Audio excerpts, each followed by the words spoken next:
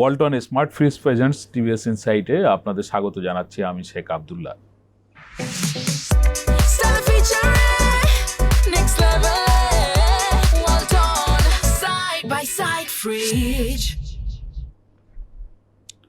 প্রিয় দর্শক, আমরা আজ কথা বলবো বাংলাদেশের বাণিজ্যের ক্ষেত্রে আন্তর্জাতিক দুটো চুক্তি নিয়ে। একটি হচ্ছে যুক্তরাষ্ট্রের সঙ্গে। আপনারা জানেন অনেকদিন ধরেই যুক্তরাষ্ট্র পাল্টা শুল্ক আরোপ নিয়ে তাদের সঙ্গে আমাদের দর কষাকষি হচ্ছিল এবং সেটি একটা চূড়ান্ত পর্যায়ে গেছে। এখন এই শুল্ক বিষয়ে একটি চুক্তি হবে। পাশাপাশি জাপানের সঙ্গে বাংলাদেশের একটি অর্থনৈতিক অংশীদারিত্ব চুক্তিও হবে এবং এই দুটো চুক্তি খুব পাশাপাশি সময় বা খুব অল্প দিনের ব্যবধানের হবে। ফেব্রুয়ারির 6 তারিখে একটি চুক্তি হবে জাপানের সঙ্গে, আর ফেব্রুয়ারির 9 তারিখে চুক্তি হবে আপনার যুক্তরাষ্ট্রের সঙ্গে। এই উদ্দেশ্যে সংশ্লিষ্ট উপদেষ্টা এবং সংশ্লিষ্ট মন্ত্রণালয়ের ঊর্ধ্বতন কর্মকর্তারা জাপান এবং যুক্তরাষ্ট্র সফর করবেন এবং এই চুক্তিগুলোর মাধ্যমে বাংলাদেশ বৈশ্বিক বাণিজ্যে বেশ কিছু উপকারও পাবে, সেটি আশা করা হচ্ছে। কী ধরনের উপকার বাংলাদেশের হবে বা এই চুক্তিগুলোতে কি কি থাকছে, এই নিয়ে টিভিএসে একটি বিশেষ প্রতিবেদন প্রকাশিত হয়েছে। প্রতিবেদনটি করেছেন টিভিএসের চিফ রিপোর্টার আবুল কাশেম। আমরা তার কাছ থেকে শুনবো যে আসলে এই 6 তারিখ এবং 9 তারিখে গিয়ে যে চুক্তি দুটো যুক্তরাষ্ট্র এবং জাপানের সঙ্গে সরকার করতে যাচ্ছে সেখানে কি কি থাকছে। আবুল কাশেম, আপনাকে স্বাগত জানাচ্ছি। আপনার যে স্টোরি, আপনি বলছেন আগামী 9 ফেব্রুয়ারি যুক্তরাষ্ট্রের সঙ্গে বাংলাদেশ রেসিপ্রোকাল ট্যারিফ ইস্যুতে একটি চুক্তি করতে যাচ্ছে। আসলে আমরা অনেক দিন ধরেই এই বিষয়গুলো শুনে আসছি যে যুক্তরাষ্ট্র আমাদের পণ্যের উপরে তারা বাড়তি শুল্ক আরোপ করেছে এবং সেই সব কারণে আমাদের দেশ থেকে পণ্য বাড়তি শুল্ক দিয়ে যুক্তরাষ্ট্রের বাজারে প্রবেশ করতে হচ্ছে। সর্বশেষ যে চুক্তিটি হতে যাচ্ছে সেখানে আসলে কী ধরনের বিষয়গুলো থাকছে বা বাংলাদেশ সেখানে কি অবস্থান পাচ্ছে প্রতিযোগী দেশগুলোর সঙ্গে? ধন্যবাদ আপনাকে। আপনার বক্তব্যের মধ্যে আছে যে গত বছরের জুলাই মাসে যুক্তরাষ্ট্র হঠাৎ করে বাংলাদেশ সহ প্রায় 90টি দেশের উপর এডিশনাল ট্যারিফ ইম্পোজ করে, যেটাকে তারা রেসিপ্রোকাল ট্যারিফ বলছে। তো ওই সময় বাংলাদেশের উপরে বাড়তি 35% শুল্ক আরোপ করা হয়েছিল, কিন্তু সেটা তখন ইফেক্টিভ হয়নি। এটা ইফেক্টিভ হয়েছে গত বছরের 1 আগস্ট থেকে। তো এর মাঝখানের সময় বাংলাদেশও যুক্তরাষ্ট্রের সাথে নেগোসিয়েশন করেছে, অন্যান্য দেশও নেগোসিয়েশন করেছে। বিভিন্ন দেশের ক্ষেত্রে বিভিন্ন রেট 1 আগস্ট থেকে ইফেক্টিভ হয়েছে। বাংলাদেশের উপরে এটা 20% হয়েছে এবং এই 20% হওয়ার জন্যে, মানে 35 থেকে 20-এ নামায় আনার জন্য বাংলাদেশকেও অনেক যুক্তরাষ্ট্রের সাথে কম্প্রোমাইজ বা স্যাক্রিফাইস যেটাই বলেন বা নেগোসিয়েশন করে ছাড় দেওয়া, সেরকম অনেক কিছুই বাংলাদেশকে করতে হয়েছে। যুক্তরাষ্ট্র কিন্তু আসলে এর বাইরে কোনো জায়গায় ছাড় দেয় না। সে যে এক্সট্রা 35% শুল্ক আরোপ করছিল সেখান থেকে সে 15% কমিয়েছে, জাস্ট এটুকুই। কিন্তু বাংলাদেশের আপনার যুক্তরাষ্ট্র থেকে বিমান কেনা, বোয়িং, আপনি জানেন যে 25টা বোয়িংয়ের অর্ডার দেওয়া হয়েছে এবং সম্প্রতি বিমানের বোর্ডে তার মধ্যে 10টা অ্যাপ্রুভালও হয়ে গেছে। তো যুক্তরাষ্ট্র থেকে সয়াবিন ইম্পোর্ট করা, আমাদের দেশের ব্যবসায়ীরা ব্রাজিল থেকে সাধারণত ইম্পোর্ট করে, সেখানে দাম কম, তো বাড়তি দামে যুক্তরাষ্ট্র থেকে ইম্পোর্ট করা। আমরা বাংলাদেশ রাশিয়া ইউক্রেন থেকে কম ইম্পোর্ট করতো, তো তার চেয়ে বেশি দামে যুক্তরাষ্ট্র থেকে সরকারিভাবে কম ইম্পোর্ট, যেটা ইতিমধ্যে তো সেই আমদানি শুরু হয়েছে। সেই আমদানি শুরু হয়েছে। যুক্তরাষ্ট্র থেকে এই ধরনের আরো অনেক পণ্য, বার্লি আসছে। আমাদের প্রাইভেট সেক্টরকেও ইম্পোর্ট করতে হচ্ছে। আপনি জানেন যে সরকার যে নেগোসিয়েশনে গেছিল শেষ মুহূর্তে সেখানে প্রাইভেট সেক্টরকেও ইনকর্পোরেট করা হয়েছিল, কারণ সরকার নিজে যেটুকু ইম্পোর্ট করছে তাতে যুক্তরাষ্ট্র হয়তো হ্যাপি হচ্ছিল না, তারা আরও বেশি এক্সপোর্ট করতে চায়, কিন্তু সেটা তো সরকারের সামর্থ্যের বাইরে। সরকারের তো ভোজ্য তেলের রিফাইনারি নাই, বা সরকার ভোজ্য তেলের ব্যবসা করে না, সেক্ষেত্রে প্রাইভেট সেক্টরকে নিয়ে আমরা তুলা প্রসঙ্গ তো শুনেছি যে তুলা সেখান থেকে আসছে। তুলার দামও, যুক্তরাষ্ট্রের তুলার দামও বেশি। এবং আপনি জানেন যে যুক্তরাষ্ট্র যেহেতু ভৌগোলিক অবস্থান বাংলাদেশ থেকে অনেক দূরে, আমরা যেসব দেশ থেকে এসব পণ্য ইম্পোর্ট করি সেসব দেশ থেকে অনেক দূরে অবস্থান হওয়ার কারণে শিপিং কস্টটাও কিন্তু যুক্তরাষ্ট্র থেকে ইম্পোর্ট করার ক্ষেত্রে একটা প্রোডাক্ট কস্ট, প্রোডাক্ট প্রাইস, আর একটা হলো শিপিং কস্ট, দুটাই বেশি। তো তারপরেও ট্যারিফটা কমানোর স্বার্থে আমাদের ব্যবসায়ী এবং গভর্নমেন্ট সেটা করছে। এটুকু আমরা জানি, এটুকু বাণিজ্য মন্ত্রণালয় বা সরকারের বিভিন্ন নীতি নির্ধারকরা বিভিন্ন সময় ব্যক্তিগত আলোচনায় বা ওপেন ফোরামে এগুলি বলছে। এর বাইরে আসলে চুক্তিতে কি আছে সেটা আমরা জানি না। আমি সর্বশেষ যে রিপোর্টটা করলাম, হ্যাঁ, আমরা তো শুরু থেকেই শুনে আসছিলাম যে এই চুক্তিটি আসলে প্রকাশ না করার শর্তেই হ্যাঁ সেই সরকার শর্তটা এখনো বহাল আছে। বহাল আছে। এবং সর্বশেষ যে রিপোর্টটা করলাম সেখানে বাণিজ্য সচিব আমাকে যেটা বলেছেন যে বাংলাদেশের এটা দীর্ঘদিনের ডিমান্ড ছিল যে আমরা যুক্তরাষ্ট্র থেকে বেশি দামি তুলা এনে এখানে সুতা তৈরি করে এটাতে যে গার্মেন্টসটা তৈরি করব, সেটা আমেরিকায় রপ্তানির ক্ষেত্রে যাতে আমরা ডিউটি ফ্রি পাই। তো বাণিজ্য সচিব বলেছেন যে এই সুবিধাটা দিতে আমেরিকা রাজি হয়েছে। তো যদি এটা হয়, এটা বাংলাদেশের একটা বড় অ্যাচিভমেন্ট হবে। এটা একই সাথে যুক্তরাষ্ট্রের জন্য একটা উইন উইন, যে তাদের বেশি তুলা এখানে ইম্পোর্ট হবে। এটা হচ্ছে দুই দেশের জন্য উইন উইন হবে। আমি হচ্ছে আরেকটা বিষয় জানতে পারছি যে আপনি জানেন যে যুক্তরাষ্ট্র এখন এই যে WTO বা WTOর যেসব রুলস আছে এগুলি তারা আসলে মানতে চায় না। কারণ WTO যখন হয়েছে তখনকার যুক্তরাষ্ট্র আর এখনকার যুক্তরাষ্ট্র এক নয়। হ্যাঁ, ফলে যুক্তরাষ্ট্র হচ্ছে WTOর কিছু রিফর্ম প্রপোজাল জমা দিয়েছে WTOতে, এবং তাদের এখন WTOর যে সিস্টেম আছে, WTOতে এখন ই-কমার্সের উপরে ট্যারিফ ইম্পোজ করা যায় না। এটার মেয়াদ আছে হচ্ছে আগামী মার্চের 26 থেকে 29 তারিখে WTOর 14তম মিনিস্ট্রিয়াল কনফারেন্স আছে ক্যামেরুনে, সেই পর্যন্ত। আচ্ছা। ওইখানে হয় এটা এক্সটেনশন করতে হবে অথবা এই সুবিধাটা বাতিল হয়ে যাবে, ট্যারিফ তখন দেশগুলি বসাইতে পারবে।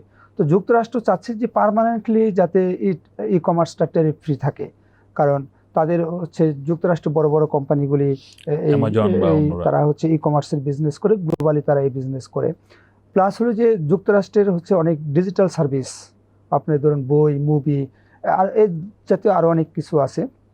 তো সেগুলি সারা দেশের মানুষই সেগুলি কিনে ডাউনলোড করে ইত্যাদি। তো এই যুক্তরাষ্ট্রের এই প্রস্তাবে বাংলাদেশকে সমর্থন দিতে হবে। WTOর যে আগামী মার্চে যে মিনিস্ট্রিয়াল কনফারেন্স আছে সেখানে। আরেকটা তাদের প্রপোজাল যে ফিশারিজ এক্সপোর্টের উপরে যে বিভিন্ন দেশ সাবসিডি দেয়, এর যুক্তরাষ্ট্রের প্রস্তাব রয়েছে যে এই সাবসিডি উচ্চ করতে হবে, এখানেও বাংলাদেশকে হচ্ছে সাপোর্ট দিতে হবে। প্লাস হলো WTO রিফর্মসের আরও যেসব বাংলাদেশ থেকে এখন যে আর একটা সেকেন্ড আমি একটু বলি যে ইন্টেলেকচুয়াল প্রপার্টি রাইটস, এটা হচ্ছে যুক্তরাষ্ট্র যেভাবে চাইবে বাংলাদেশকে সেভাবে এটা ফলো করতে হবে। এটা হচ্ছে এই শর্তটা আছে। আমাদের এখন যে প্যাটেন্ট ল আছে সেখানে আমাদের দেশের ব্যবসায়ীদের জন্য কিছুটা ফ্লেক্সিবিলিটি আছে বা ইউজারদের জন্য। তো যুক্তরাষ্ট্রের এই শর্ত মানলে আমাদের প্যাটেন্ট লটা আরও কঠোর করতে হবে, বিশেষ করে যুক্তরাষ্ট্রের পণ্য কোনো আমরা হচ্ছে নকল করে ব্যবহার করা, সেটা একটু কঠিন হবে।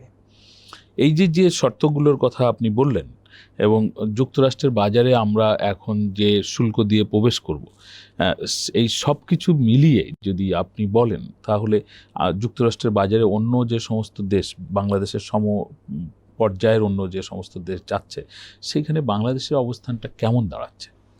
দেখেন যে বাংলাদেশের উপর এখন 20% এডিশনাল ট্যারিফ আছে। তো এটা হচ্ছে আপনার একজ্যাক্ট ফিগারটা কেউ কনফার্ম করেনি, তবে আমি হচ্ছে সরকারের সংশ্লিষ্ট বা যারা এই নেগোসিয়েশন বিষয় জানে তাদের সাথে কথা বলে যেটা ধারণা পাওয়া গেছে যে এটা 15% হতে পারে বাংলাদেশের। তো যদি সেটা 15% হয় তাহলে বাংলাদেশের এই মুহূর্তে হচ্ছে আপনার কম্পিটিটর, যদি আমরা RMGতে দেখি তো ভিয়েতনাম আছে, চায়নার উপরে তো অনেক ট্যারিফ, কম্বোডিয়ার উপরে হচ্ছে 19% তারা ট্যারিফ ইম্পোজ করছে, ইন্দোনেশিয়ার উপরে 19% ট্যারিফ ইম্পোজ করছে। তো বাংলাদেশে 20% আছে। যদি এটা 15% হয় এটা মোস্ট ফেভারেবল।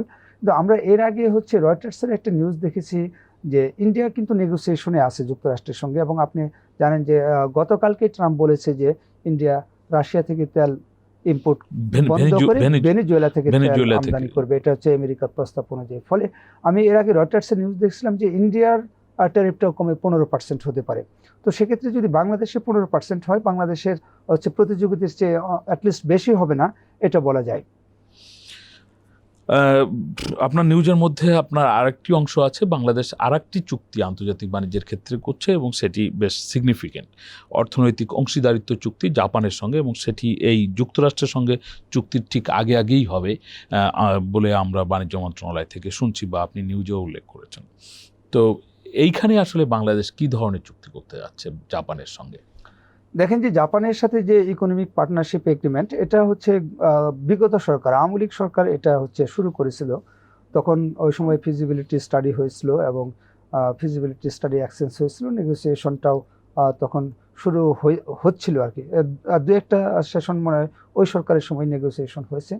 তো এই সরকার হচ্ছে এটা চূড়ান্ত করেছে এবং আপনি জানেন যে আমাদের প্রতিনিধি দল গত 5 তারিখে ঢাকা ত্যাগ করবেন, তারা টোকিওতে যে হচ্ছে 6 তারিখে এটা স্বাক্ষর করবেন।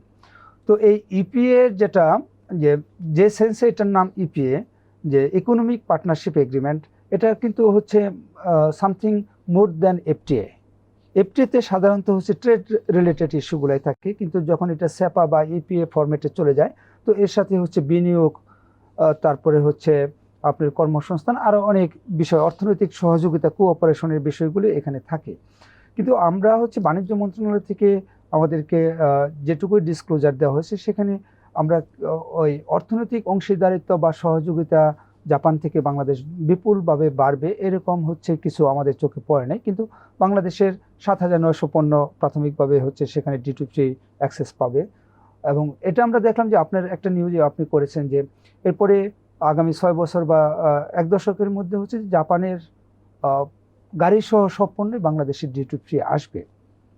তো এই চুক্তিটার প্রাইমারিলি আমাদের মনে হয়েছে যে প্রাথমিকভাবে বাংলাদেশ পণ্যের তালিকার যে লিস্ট সংখ্যা, তাতে মনে হচ্ছে যে বাংলাদেশ লাভজনক হবে, কিন্তু দীর্ঘমেয়াদে হচ্ছে যে জাপান অনেক বেশি লাভজনক হবে। এটা এখানে আমি আপনাকে আরেকটা পয়েন্ট বলতে পারি, সেটি হচ্ছে যে বাংলাদেশের তালিকায় যত সংখ্যা উল্লেখ করা হচ্ছে কিন্তু প্রকৃত অর্থে বাংলাদেশের রপ্তানি অত পণ্য হয় না। সেটাই আমি বলছি যে বাংলাদেশে 7,900 পণ্য নেই। বাংলাদেশ নাম আছে, হ্যাঁ, আরএনজির হয়তো 20-50টা পণ্য বাংলাদেশ হচ্ছে এক্সপোর্ট করে।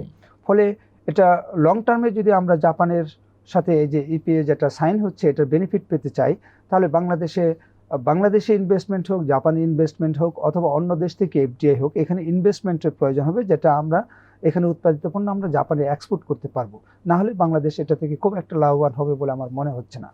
আপনার কাছে আমার শেষ কোশ্চেন, আমরা দেখছি অন্তর্বর্তীকালীন সরকার এই চুক্তিগুলো করছে এবং এই অন্তর্বর্তীকালীন সরকারের একদম শেষ সময় চুক্তি হবে 6 তারিখ, 6 ফেব্রুয়ারি, 9 ফেব্রুয়ারি, বাংলাদেশের নির্বাচন রয়েছে 12 ফেব্রুয়ারি।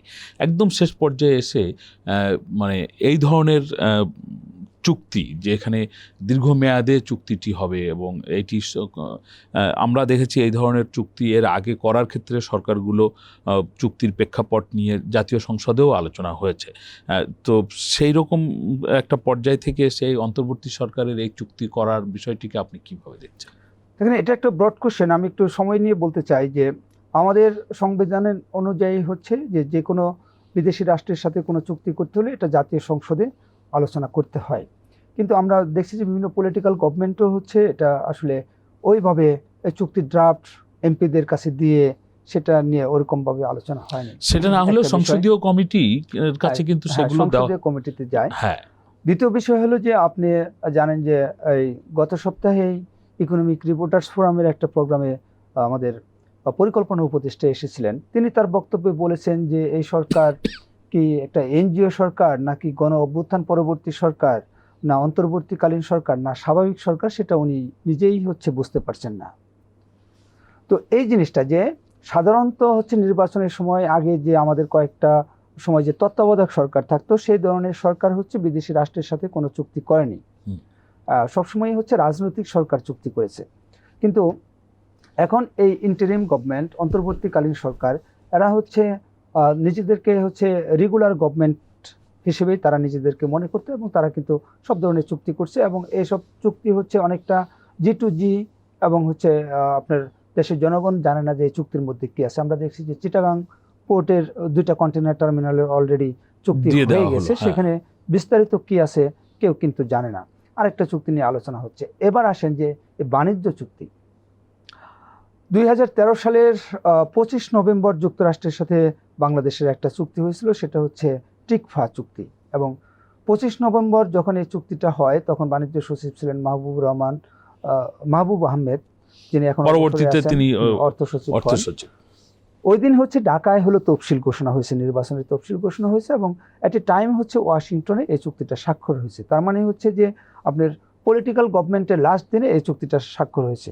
যে সরকার এটা আসলে ওই সময় কিন্তু অন্তর্বর্তীকালীন সরকার হিসেবে বা হচ্ছে তত্ত্বাবধায়ক সরকারের যে রোল, ইলেকশনকালীন সরকার হিসেবে কিন্তু আওয়ামী লীগ সরকার ছিল, ইলেকশনকালীন সরকার, কিন্তু তারাও হচ্ছে তাদের যে পলিটিক্যাল গভর্নমেন্ট হিসেবে যে টার্ম ওই সময়ের মধ্যে এই চুক্তিটা করেছে। কিন্তু এই সরকার তফসিল ঘোষণার পরে এই সরকার কি রেগুলার সরকার, নাকি নির্বাচনকালীন সরকার, সেটা পরিষ্কার না। ডিবেট আছে। পরিষ্কার না। রাজনৈতিক দলগুলি বিএনপির কাছ থেকে আমরা শুনেছি যে তারা সরকারকে হচ্ছে নির্বাচনকালীন সরকার হিসেবে রূপান্তর হওয়ার জন্য বিভিন্ন সময় অনুরোধ করেছে, আহ্বান করেছে, কিন্তু সরকারের বিশেষ করে প্রেস সচিবকে আমরা বলতে শুনেছি যে এই সরকার হচ্ছে ওই নির্বাচন পর্যন্ত তারা সবকিছুই করতে পারবে, তাদের কোনো বাদ নেই।